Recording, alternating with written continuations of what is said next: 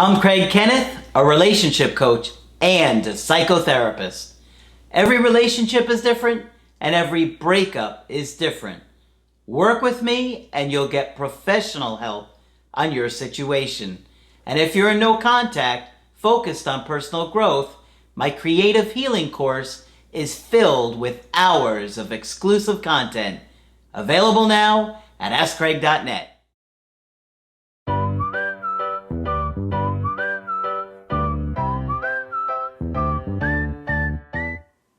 Hi there, I'm Coach Craig Kenneth. I'm Coach Margaret.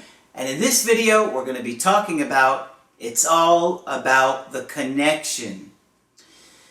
Connection and the chemistry that we have with somebody is absolutely critical.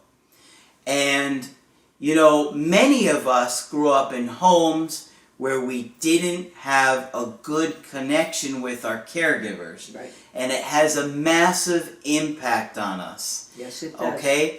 And so it leads to us doing negative behaviors and things that cause the connection to be disrupted, and then the relationship feels unsafe. Okay, so we're going to talk about some of these pointers that can indicate that your connection is going poorly, and you need to be aware of these things, you know, not only for if you come and get another shot with your ex or your ex comes back, but if you're dating anybody, you need to be aware of this, because so many of us get into the mode of taking our partner for granted, just living day in and day out, and not really taking care of that connection anymore. Right. You end up absorbed in your own stuff. Yep. But as you guys know, I launched the Creative Healing course recently, and I was absolutely thrilled with the first review that I got from somebody that had started it, so I had to share it with you guys, because it took me a year, and the new coach, Victoria, a year to do this course, and we're so thrilled with it. It's a massive piece of work. Yeah. I haven't talked about it too much yet. There's over 140 activities in there, and many of you don't know this, but one of the fun things that I did, and part of the reason that I called it the Creative Healing course, is there's so many different types of activities that you never do the same one in a row. In other words, like with the workbooks, you would do videos. You'd watch a video, then you'd answer the question. But with the course, it's got art activities, it's got cartoons, it's got whiteboard videos, it's got audio affirmations. You won't lose interest. Yes. It's beautifully done in terms of that. It allowed me to be really creative. Yes. And it's going to allow you to be really creative in your healing. So I was thrilled with this review because I always care about your feedback, even with the workbooks. That's why there's an email in there. Share your feedback. I actually care about what you guys think about the workbooks and the course. Mm-hmm. So this is somebody, and you can actually see this review on my Breaking Your Chains video, because I don't know about you, Margaret, but whenever I see like reviews from people, I'm always really skeptical. Oh, that's not a real person. Somebody didn't really say that. But They do. Yeah. They do. Oh, yes, they do. But this isn't, you can actually see the review for yourself on the Breaking Your Chains video. And they said, I already brought the Creative Healing course and it's already blowing me away. If you think the workbooks were good, the course really is on a different level. I hope I'm not spoiling too much, but the course is amazing. I already completed the workbooks and I still review them from time to time, but the course is on a whole different level. This is exactly what I love hearing. And 3 cheers for you for working so hard. That's how I spent all my extra time during COVID. Right, that's what you did. I used it as a creative outlet for me, right? Because otherwise I wouldn't have had the time to do this course. My favorites so far are the audio affirmations. I'm a little surprised to hear the audio affirmations. Me too. We all carefully read them. Yeah. There's 10 audio affirmations in the course. 4 by me, 3 by Margaret, and 3 by Vicky. And so they said from Coach Craig and Margaret. They have been helping me tremendously. I'm really excited to hear that. Great. Because I didn't think the affirmations would be some of the favorite things, but hey, that's great. She said, being anxious, I've been listening to the videos so far to help calm and soothe myself. but I can now use the audios from the healing course Oh, isn't that alongside the wonderful? video. But if you stop to think about it, we hear Mom Yeah, before we ever see Mom. that's true. Yeah, That's true. I should have thought of that. But I really did not expect to hear that No. the affirmations would be that high up there. I mean, they're good, but with the cartoons and the art therapy activities, I just thought those were, top notch. She said also, a small teaser, the new coach's voice is really sweet. I've internalized both Coach Craig and Margaret's soothing voice, but it's refreshing to hear V's voice as well. She refers to her as V. Cool, cool.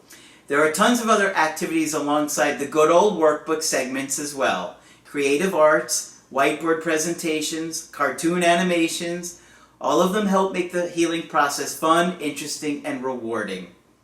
I also enjoy diving into the deep end of psychology and the unconscious. This is truly the work the good coaches talk about. This is the blood and sweat that we have to put in to be better. Take your time to do it, spread it out over months, review them from time to time, and never stop working on being the best version of yourself. Real change takes time and effort. So, thank you so much. That means a lot. That really means a lot. That's very helpful to us. Yes, it is. And I've been considering ways to share experiences like this. And I've considered maybe like if you do the course and you give me a review of it and maybe willing to share a video on Instagram, I'll give you a t-shirt as a thank you, just because I genuinely love hearing this kind of feedback from you guys. And it means a lot to us, truly. So thank you for that. That was the first review I had of the course. But, Margaret, we're talking about being emotionally attuned to your partner, and that takes a lot of skill. Yes, it does. Okay? It takes a lot of emotional self-control, and it takes a lot of discipline. But a lot of times we don't know this stuff. Nobody teaches us this stuff, sadly. Yeah, can I say a few words Of about course. Early life and attunement? If you read much of the literature about early life and what baby's life is like and so forth and so on, one of the giants in the field was named Winnicott, and he was a psychologist, I think, in the late 1940s, early 1950s. But in some ways, nobody ever wrote better stuff than he has. Yeah. And his most famous concept was, there's probably no such thing as a perfect mother, but there is a good enough mother from our mothers who try. Yeah. And when people talk about success in babyhood and so forth, what they say is it's a mix of the child's temperament that they were born with and how attuned to the infant the people around them are. Mm-hmm. Okay? And there are certainly many mothers I know who can anticipate an infant's needs before the infant even knows they have Yes. them. Okay? Yes. Like the baby hasn't eaten in a while. They're probably hungry. They're probably hungry. The baby's getting tired. They're getting cranky. Right, I can see their little eyes closing, but they can sort of emotionally tune into that child and see what's going on. And of course, that's how we learn to be attuned, hopefully by experience. But if we didn't, we can still learn to do it, and we can learn to ask ourselves questions. Exactly. And that almost speaks to the audio portion of it, because we talk to babies and they hear our soothing voice. Yeah. But you have to be aware that connection that we have with somebody, it's hard to articulate it. You know what I mean? Because it's a feeling. Yeah. But when we talk about that spark, the chemistry. It's all about that. Yeah. And so you need to be aware of problems with that. Because when there's a problem with that connection, the person is eventually going to get frustrated and leave and maybe think that there's something better out there. Right? So we got some warning. Attunement is the concept. Yes. But I wanted to share some areas that you want to be aware of that the connection is struggling. All right? These are 5 that I thought were important. Emotional unavailability. If your partner is emotionally unavailable to you, they're not really there, they're not really present, or you're doing that with them consistently, it's going to really hurt that connection. Or if you're having a bad day, or you're hurt, or you're sad, or you're depressed, and you try to talk about it, and your partner is too busy or doesn't want to listen for whatever reason, that's extremely hurtful and the opposite of attunement. Exactly. Yeah. So that's a big one right there. Here's another one. If the relationship is lacking with fun and laughter and joy. Right, then the attunement isn't there. I love to banter. Yeah. Right? And if I find somebody, or when I can find somebody that's really good at bantering, I love it, because it's like play. You're having fun, you're laughing, and it's a skill to banter. But if you think about some of the films we see about mothers and babies kind of smiling and cooing at each other, you can see where that comes from. Mm-hmm. You know? Yeah. Your mother must have bantered with you. I guess so. But you know that a relationship needs fun. Yes, it does. And joy. And a lot of times, if you're just coming home from work and you're stressed because, you know, your boss is a jerk, or you're worried about the bills, or whatever, you're not having fun and connecting like you should be. Fun connects us. Yes, absolutely. Play. Yeah, play. Right? Yep. But in order to play, you have to feel safe. Right? And when there's negativity in a relationship, you're not going to feel safe. Right. So that's a big one. This one we kind of alluded to a little bit, but if there's little attempt to comfort or be there for each other, that's a big problem. Well, the first two things Dr. Bowlby says that we need from either a parent or a partner are comfort and protection. Yeah. So if you're finding that when you're in relationships that you're not really making an effort to comfort your partner, you're like, oh, you're complaining about that again, or you know, your partner is not going to want to come to you, and then it's going to cause that disconnection. Why aren't you over this? Yeah. Here's another problem that, you know, shows that your connection is in trouble. If you're not considering your partner when you're making decisions.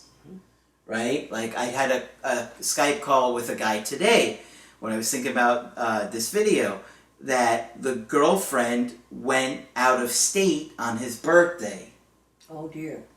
Okay, and wouldn't you know, it's questionable what happened while she was in the other state, but it appears that she met up with a guy that liked her on his birthday, and at the time he didn't realize it, but now, since the breakup, she's dating that guy.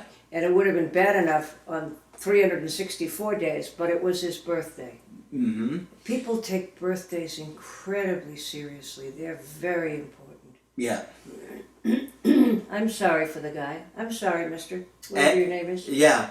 And so if people are making decisions without thinking about you, or you're doing it with them, that's going to cause major issues. Maybe you say, hey, I'm going to go away for the weekend without my friends. I mean, that's okay, but at least talk to your partner and say, about it. Ask hey, I'd like to go away that weekend, you know, and just bring it up and see what they have to say, you know, because you wouldn't want them to do it to you. Oh. So you got to be considerate of... Once you're with somebody, you can't make plans really without consulting them. Yeah, at least to some degree. Some degree, yeah. Right? So it's important, and it shows that the relationship is in trouble, I think, if you're not considering that of each other. One of the lines I've heard many times is, but I had told her. Well, did you announce it or did you discuss it? You know? Mm-hmm. And you have to discuss. Is this okay with you? Anything big going on that weekend? This is what I'd like to do. It's different from saying, well, I'm doing this. But it's like if you're kind of on this path with this person and you're with this connection with them, and all of a sudden you're just kind of going off and doing your own thing all the time, yep. It leaves them kind of feeling alone in that connection. Or you, which brings me to my next point. Loneliness. How many people are in a relationship and feel lonely? Many, many. People can feel alone in a large family, too. Yeah.